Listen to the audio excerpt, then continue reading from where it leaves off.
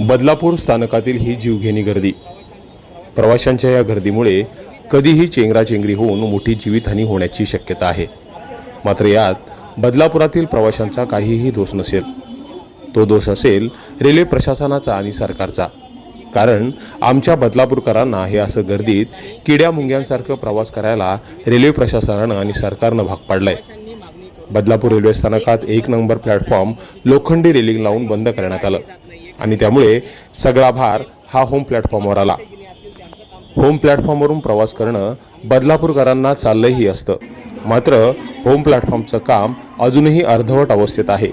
या अर्धवट असलेल्या प्लॅटफॉर्मवरून बदलापूरकरांना कसरत करत लोकल पकडावी लागते आणि CSMTहून बदलापूर स्थानकात लोकल आल्यावर त्यातून उतरावं लागतं। मग अशी गर्दीतून वाट काढत आपलं घर देखील शोधावं लागतं।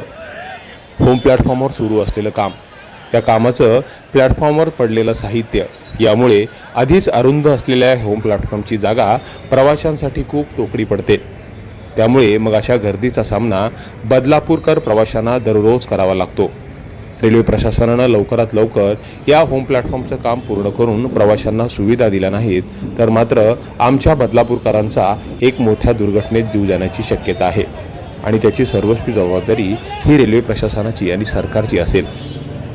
एक बदलापूरकर, पब्लिक मीडिया, बदलापूर।